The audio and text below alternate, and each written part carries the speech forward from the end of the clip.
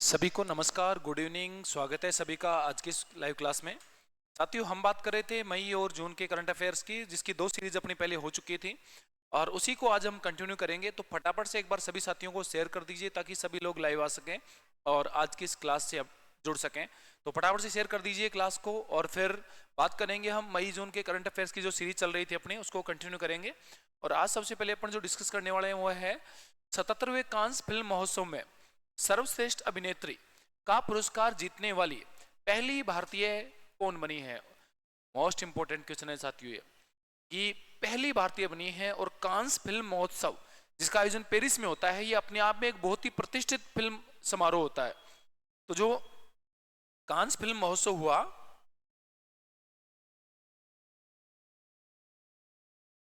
Cannes film महोत्सव 2024, तो Cannes film महोत्सव 2024 का जो आयोजन है ये कहां पर हुआ? पेरिस, फ्रांस में। पेरिस, फ्रांस में। और इस कांस फिल्म महोत्सव में ध्यान रखिएगा, किसको? Anasuya Sengupta. Most important question है। तो किसको? अनसुया सेनगुप्ता को।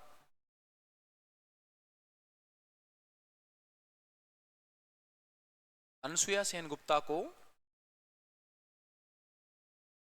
सर्वश्रेष्ठ अभिनेत्री का पुरस्कार। और ये भी नोट कर लीजिएगा कि ये जो सर्वश्रेष्ठ अभिनेत्री का पुरस्कार कांस महोत्सव में, फिल्म महोत्सव में प्राप्त करने वाली पहली भारतीय बन गई है कौन? अनसुया सेनगुप्ता। तो मोस्ट इंपोर्टेंट क्वेश्चन है साथियों, अनसुया सेनगुप्ता। और इनको कौन सी फिल्म के लिए दिया गया है? इन्हें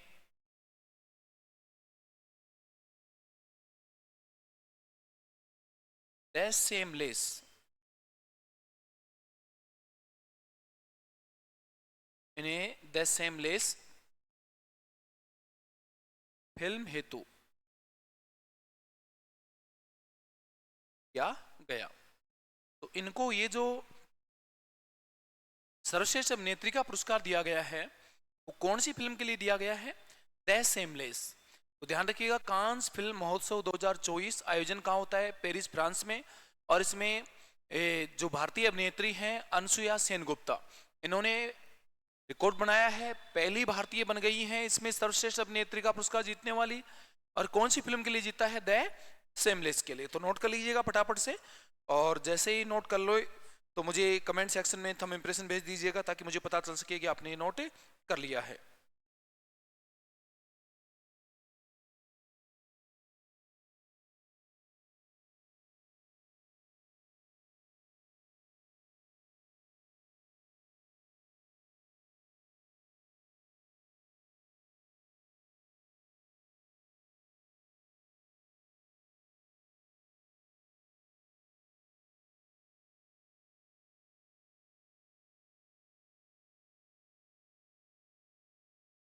नोट कर लिया क्या सभी ने?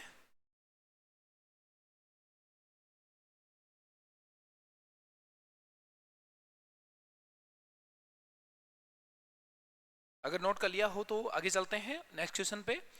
और अगला क्वेश्चन भी इसी से है साथियों, क्योंकि कांस फिल्म महोत्सव अब की बार भारत के लिए बहुत ही सम्मानीय रहा है।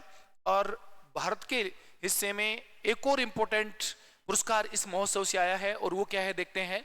कांस फिल्म महोत्सव में ग्रांड प्रिक्स पुरस्कार जीतने वाली पहले भारतीय फिल्म निर्माता, तो वो तो सर्वश्रेष्ठ अभिनेत्री का पुरस्कार जीतने वाली पहली भारतीय अभिनेत्री अनसुया सेनगुप्ता। और सर्वश्रेष्ठ निर्माता का पुरस्कार भी भारत ने जीता है साथियों इसमें, कांस फिल्म महोत्सव में। और जो कांस फिल्म महोत्सव था ये ध्यान रखिएगा कौन सा था? 77वां। ये भी चीज भी नोट कर लीजिएगा, ये कौन सा था? 77वां कांस फिल्म महोत्सव। तो 77वें कांस फिल्म महोत्सव में ग्रांड प्रिक्स पुरस्कार जीतने वाले पहले भारतीय फिल्म निर्माता कौन है? पहला ऑप्शन आपके पास मीरा नायर, दूसरा है पायल कपाड़िया, तीसरा है अनुराग कश्यप और चौथा है सत्यजीत रे। चौथा कौन है? सत्यजीत रे। तो मीरा नायर, पायल कपाड़िया, अनुराग कश्यप और सत्यजीत रे। तो अब जहां आपने 77वें कांस फिल्म महोत्सव पीछे आपने नोट किया होगा वहीं पे एडिट कर लीजिए, वहीं पे ऐड कर लीजिए इसको। पायल कपाड़िया नाम लिख के वहीं पे लिख लीजिएगा, क्योंकि उसी एक टॉपिक में दोनों को कवर आराम से नोट कर सकते हो आप। कांस फिल्म महोत्सव में ग्रांड प्रिक्स पुरस्कार जीतने वाले पहले भारतीय फिल्म निर्माता कौन है? पायल कपाड़िया। क्योंकि अभी जस्ट मैंने बताया था आपको कि 77वां जो कांस फिल्म महोत्सव है, 77वां कांस फिल्म महोत्सव कहां पर आयोजित हुआ? पेरिस फ्रांस में। पेरिस फ्रांस में, ये चीज आपने नोट की है पीछे। और वहीं पर आपने लिखा था कि सर्वश्रेष्ठ अभिनेत्री का जो पुरस्कार है उसमें वो किसको मिला था? अनसुया सेन गुप्ता को। और वहीं पे लिखना है कांस फिल्म महोत्सव में ग्रांड प्रिक्स पुरस्कार जीतने वाले पहले भारतीय निर्माता पायल कपाड़िया बनी है। तो वहीं पे एक और बात ऐड कर लीजिए कि कांस फिल्म महोत्सव में ग्रैंड प्रिक्स पुरस्कार जीतने वाले पहले भारतीय फिल्म निर्माता पायल कपाड़िया बने हैं। पहले भारतीय फिल्म निर्माता कौन बने हैं? पायल कपाड़िया बने हैं।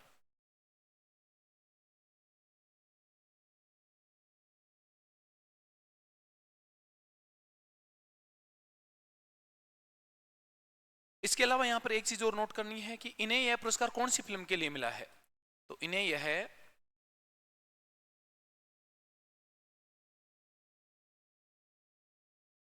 यह पुरस्कार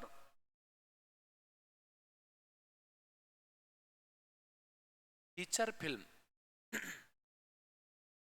इन्हें यह पुरस्कार feature film all we imagine as a light,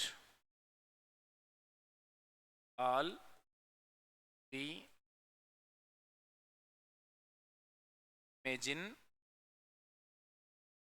as light के लिए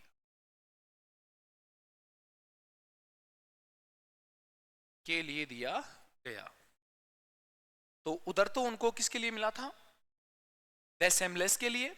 इनको कौन सी फिल्म के लिए मिला है? All we imagine as light के लिए।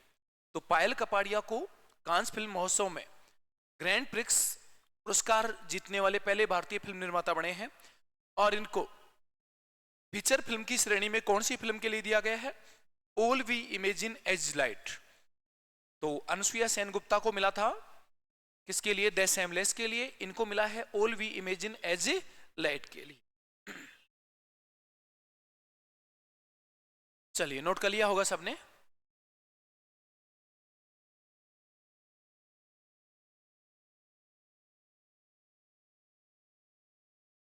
चलो आगे चलते हैं। अगर जैसे पीछे रह जाते हो तो तुरंत उसका स्क्रीनशॉट ले लिया करो और उसमें थोड़ी जगह छोड़ दिया करो ताकि बाद में जोड़ सको इसको, अगर पीछे रह जाते हो तो। चलो आगे ध्यान दो।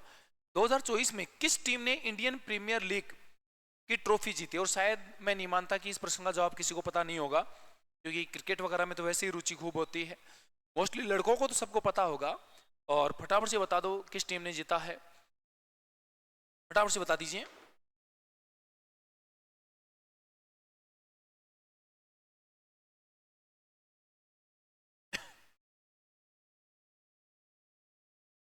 और कमेंट सेक्शन में बता रहे हैं बहुत से लोग KKR, कोलकाता नाइट राइडर्स, बिल्कुल सही जवाब है। तो इसका जो टाइटल जीता है की बार वो कोलकाता नाइट राइडर्स ने। साथियों, आपको पता है कि अप्रैल मई 2024 में IPL का, इंडियन प्रीमियर लीग का 17वां सीजन हुआ था। तो कौन सा संस्करण था ये? 17वां संस्करण था। इसमें ध्यान रखिएगा विजेता कौन रहा है? Calcutta night Riders KKR। और उपविजेता कौन रहा है इसमें? उपविजेता रहा है सनराइजर्स हैदराबाद। तो कोलकाता नाइट राइडर्स तो इसमें क्या रहा है? विजेता। और सनराइजर्स हैदराबाद क्या रहा है इसमें? उपविजेता। इसका जो फाइनल है ये कहां खेला गया था? Final match MA Chidambaram stadium, Chennai में हुआ। उसका फाइनल मैच कलकत्ता और हैदराबाद के बीच में खेला गया था MA चिदम्बरम स्टेडियम, चेन्नई में, जिसमें KKR ने हैदराबाद को हराकर आईपीएल का 17वां सीजन जीता है। और एक चीज और ध्यान रखना कि केकेआर कितनी बार जीत चुका है, तीसरी बार, ये भी ध्यान रखना, तीसरी बार विजेता। तो केकेआर ने ये कौन सी बार जीता है, तीसरी बार जीता है। सबसे ज्यादा आईपीएल जीतने वाली टीमें कौन सी हैं वो बतानी है आपको कमेंट सेक्शन में। और इसमें ध्यान रखना, नोट कर लिया होगा शायद आपने, आईपीएल का 17वां सीजन, विजेता केकेआर, उपविजेता सनराइजर्स हैदराबाद। फाइनल मैच कहां पर हुआ, एमए चिदम्बरम स्टेडियम चेन्नई में।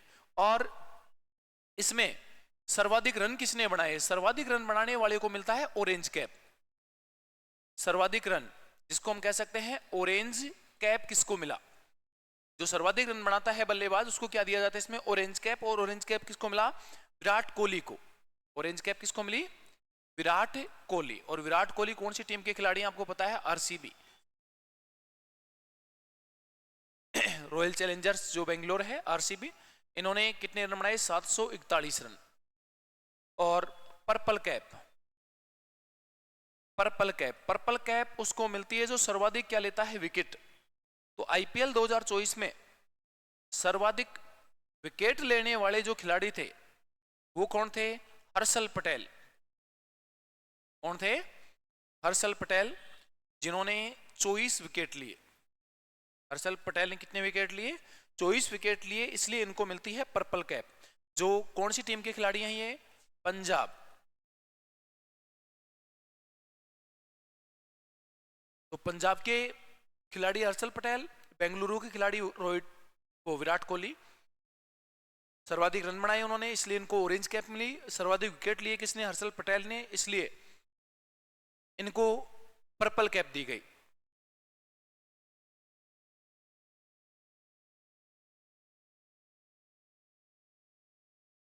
एक इंपॉर्टेंट अवार्ड होता है इसमें, मोस्ट वैल्यूएबल प्लेयर।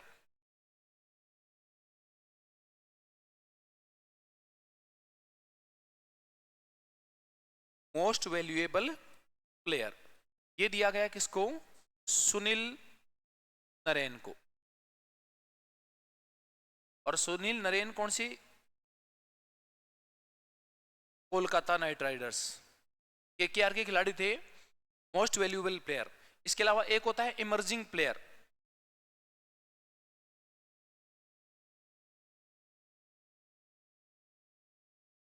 एक होता है इमर्जिंग प्लेयर। इमर्जिंग प्लेयर का जो अवार्ड मिला वो किसको मिलता है, नीतीश कुमार रेड्डी। ये किस टीम के खिलाड़ी थे, एसआरएच, सनराइजर्स हैदराबाद के। सनराइजर्स हैदराबाद के जो खिलाड़ी हैं नीतीश कुमार रेड्डी, इनको मिलता है कौन सा अवार्ड, इमर्जिंग प्लेयर का अवार्ड मिला है इसमें।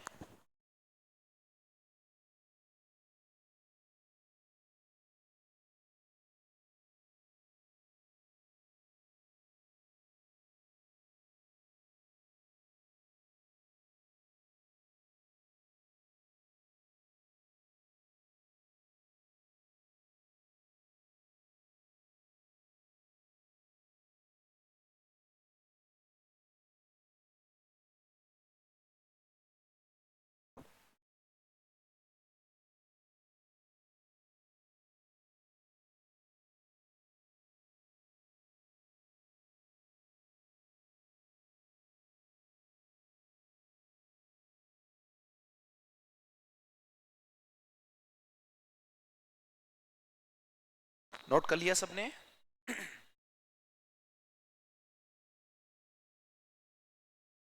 तो देखो आईपीएल 2024 इंपोर्टेंट प्रश्न बनते हैं इससे। तो इसका किताब किसने जीता है, कलकत्ता नाइट राइडर्स। आईपीएल का 17वां सीजन, हाँ बहुत से लोग आवाज जवाब दे रहे हैं कमेंट में भी कि अब तक चेन्नई ने 5 बार जीता है और मुंबई ने 5 बार जीता है, सबसे ज्यादा बार इन्हीं दोनों टीमों ने जीता है। तो आईपीएल का 17वां सीजन हुआ, जीता केकेआर, उपविजेता सनराइजर्स हैदराबाद। फाइनल मैच कहाँ खेला गया, एमए चिदम्बरम स्टेडियम चेन्नई में। कहाँ पर खेला गया, एमए चिदम्बरम स्टेडियम चेन्नई में। सर्वाधिक रन, सर्वाधिक run orange cap Virat Kohli 741 run. Purple cap, purple cap सर्वाधिक विकेट हर्षल पटेल 24 विकेट।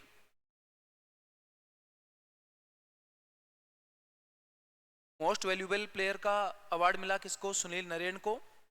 और इमर्जिंग प्लेयर का जो अवार्ड मिलता है वो नीतीश कुमार रेड्डी को।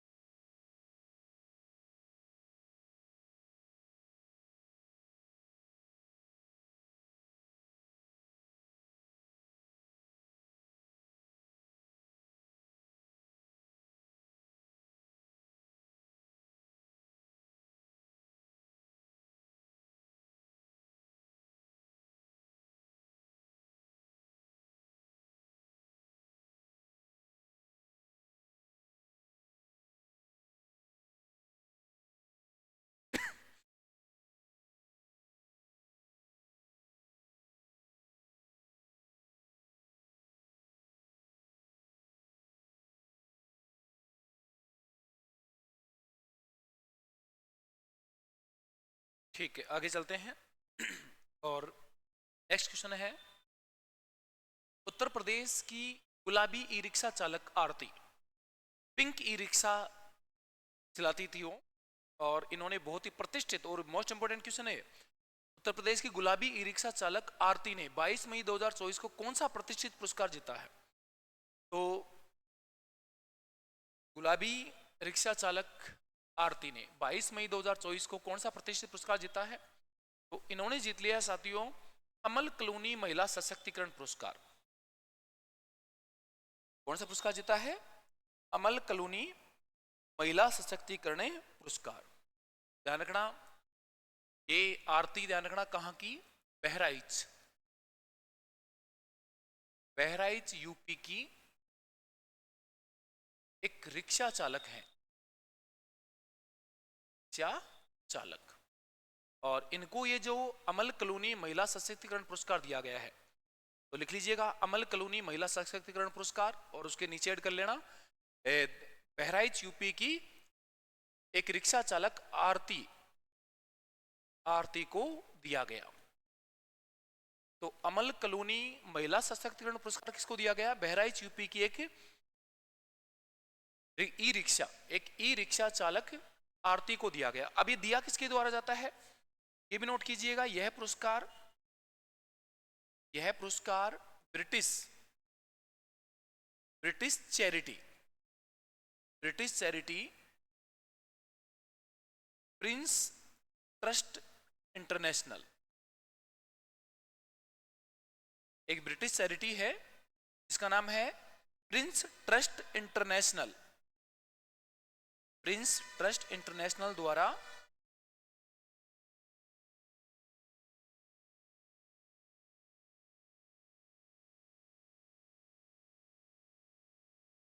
बकिंघम पैलेस, जहां पर ब्रिटिश सम्राट रहते हैं, बकिंघम पैलेस लंदन में दिया गया। तो इनको ये पुरस्कार कहां पर दिया गया? जो बकिंघम पैलेस, ब्रिटिश राज्य राणा जहां रहता है, बकिंघम पैलेस लंदन में। और ये किसके द्वारा दिया जाता है? एक ब्रिटिश चैरिटी है प्रिंस ट्रस्ट इंटरनेशनल द्वारा दिया जाता है। जो किसको दिया गया है?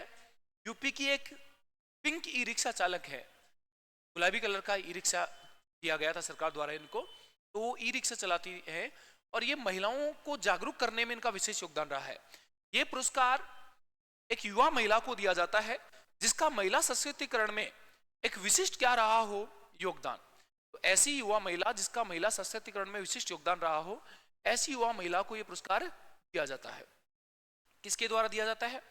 British charity Prince trust international द्वारा। और इसके लिए जो कार्यक्रम का आयोजन हुआ वो कहां पर हुआ? बकिंघम पैलेस लंदन में। तो अमल कलोनी महिला सशक्तिकरण पुरस्कार।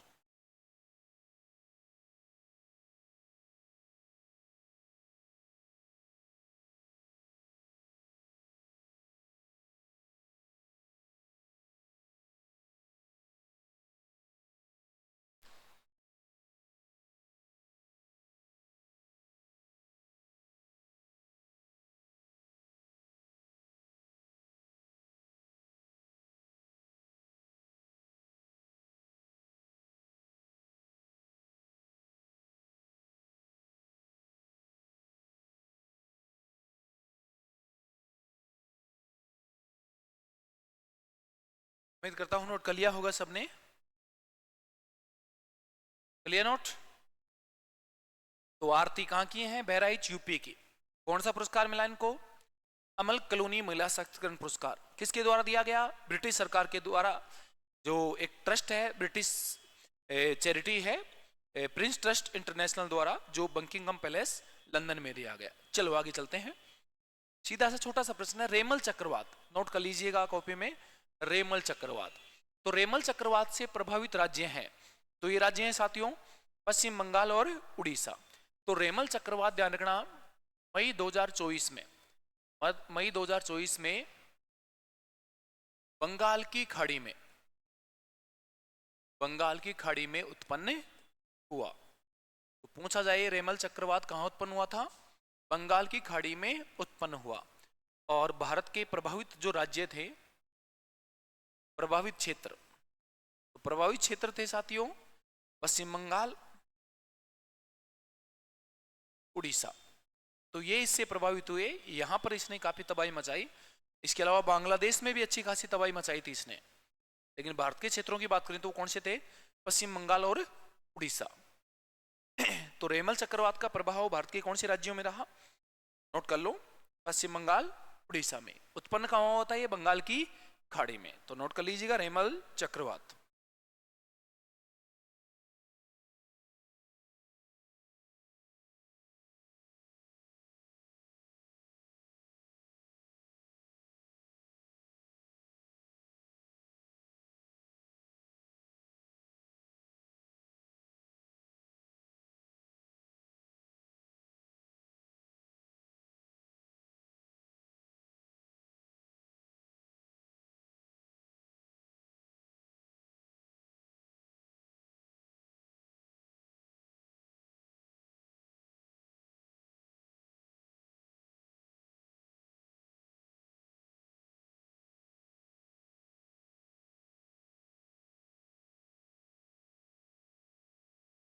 नोट कर लिया सबने?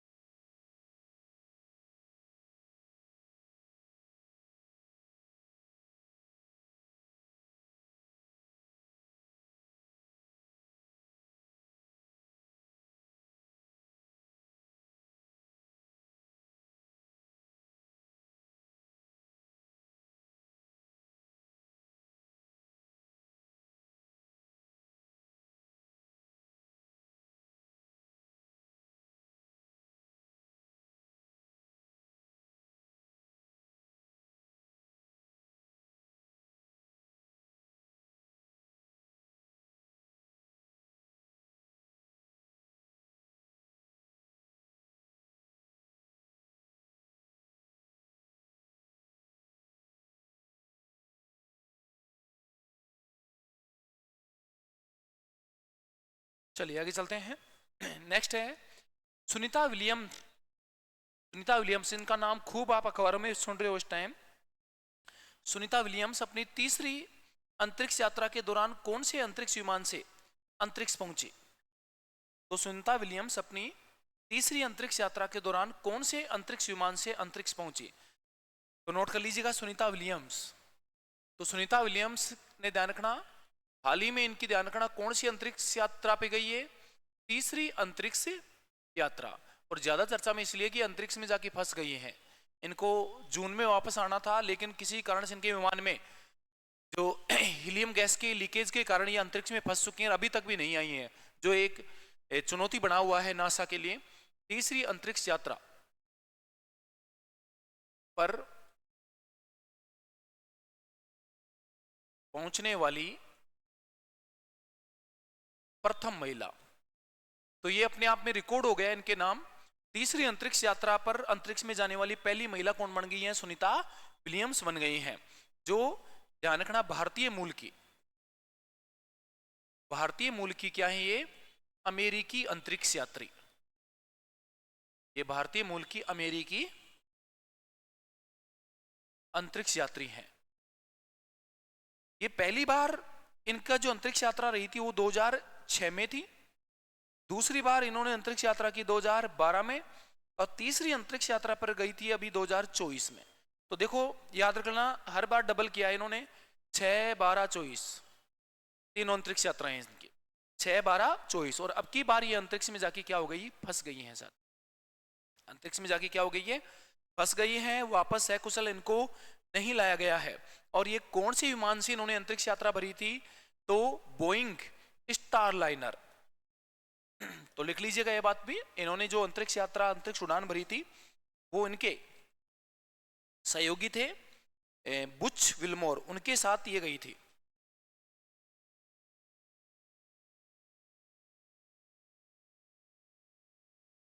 तो कौन से विमान से, बोइंग स्टार लाइनर विमान द्वारा अपने सहयोगी बुच विल्मोर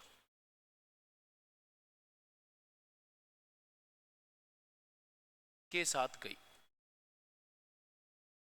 के साथ गई। तो ये अंतरिक्ष यात्रा पर कौन से अंतरिक्ष यात्री, इनके साथ एक और अंतरिक्ष यात्री गया था इस विमान में, बोइंग स्टार लाइनर। पूछा जा सकता है इस विमान का नाम, तो बोइंग स्टार लाइनर विमान में अपने सहयोगी, और सहयोगी कौन है, बुच विल्मोर के साथ ये कहां पर पहुंची, अंतरिक्ष यात्रा पर पहुंची।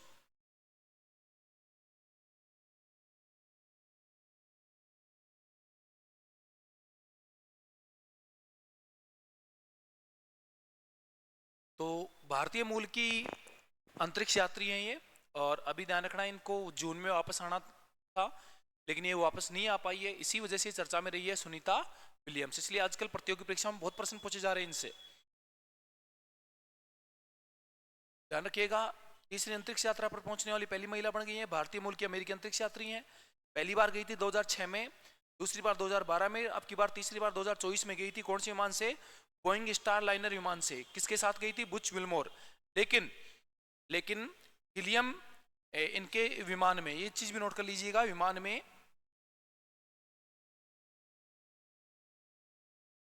हीलियम गैस के रिसाव के कारण, रिसाव के कारण पुनः पृथ्वी पर, पुनः पृथ्वी पर नहीं लौट पाई।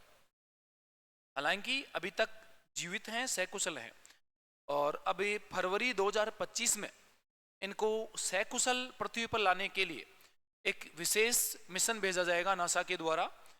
तो देखते हैं उसमें सकुशल इनको वापस से लाया जा सकता है या नहीं लाया जा सकता।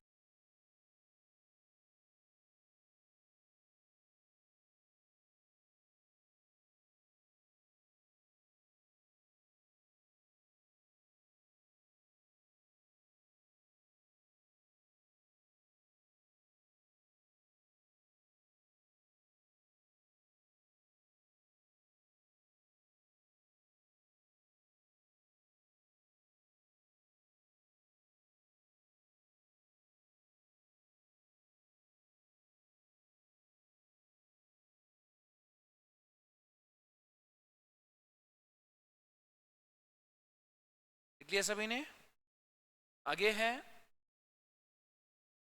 मई 2024 को वियतनाम के अगले राष्ट्रपति के रूप में किसे मंजूरी दी गई है, तो वियतनाम, आपको पता है वियतनाम ये इस प्रकार का देश है, वियतनाम, जिसके इधर तो पड़ता है चीन, इधर पड़ता है लाओस, और इधर कंबोडिया, तीन देशों से इसकी सीमा लगती है। और ये है कौन, वियतनाम। ऐसे देशों की, दक्षिण एशियाई देश है वियतनाम, इधर पड़ता है इसके प्रशांत महासागर।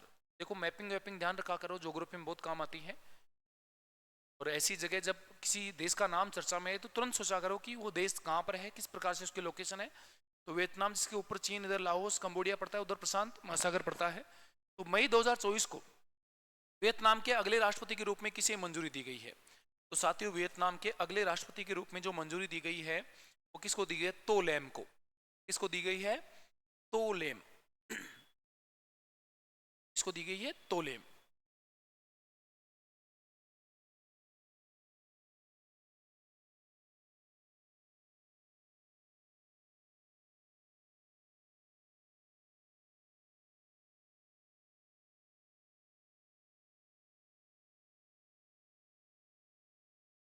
नोट कर लीजिए, वियतनाम के नए राष्ट्रपति तो लेम। ठीक है, और तो कुछ खास है नहीं इसमें, इतना ही ध्यान रखना है। चलिए अगले प्रश्न पे चलते हैं। भारत के प्रसिद्ध खिलाड़ी सुनील छेत्री ने, भारत के प्रसिद्ध खिलाड़ी सुनील छेत्री ने संन्यास की घोषणा की है। सुनील छेत्री का संबंध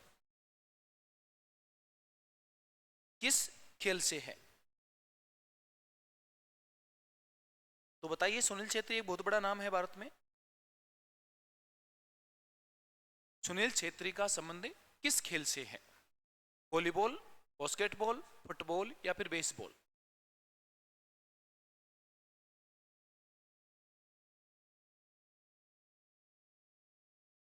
तो नोट कर लीजिएगा सुनील छेत्री और लिख लीजिएगा इनके बारे में, प्रसिद्ध भारतीय फुटबॉल खिलाड़ी, प्रसिद्ध भारतीय फुटबॉल खिलाड़ी, भारत के नंबर 1 फुटबॉल खिलाड़ी कह सकते हो आप इनको, सुनील छेत्री।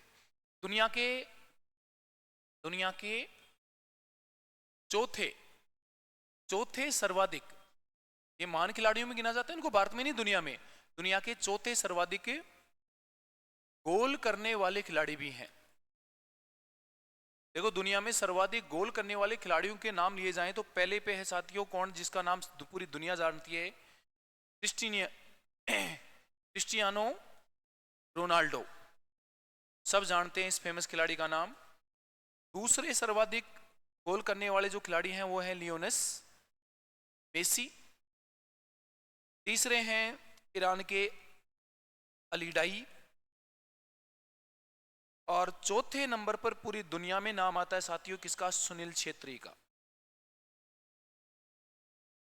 तो इसलिए बड़े इंपॉर्टेंट भारतीय फुटबॉल खिलाड़ी है ये सुनील छेत्री, जिनका दुनिया में भी गोल करने के मामले में चौथा सबसे ज्यादा गोल करने वालों में इनका नाम दर्ज है, इनका सुनील छेत्री का।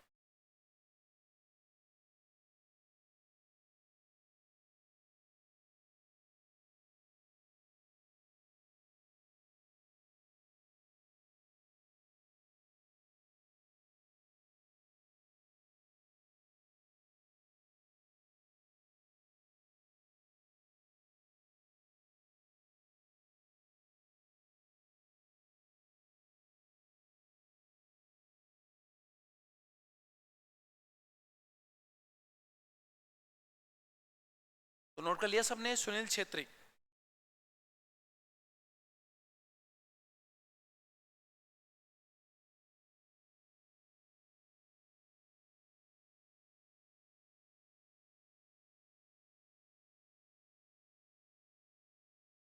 तो नोट कर लिया होगा सब ने। तो साथियों आज के लिए इतना ही, आज के कुछ इंपॉर्टेंट क्वेश्चंस पढ़े हमने, उम्मीद करता हूँ सबको समझ में आ गए होंगे।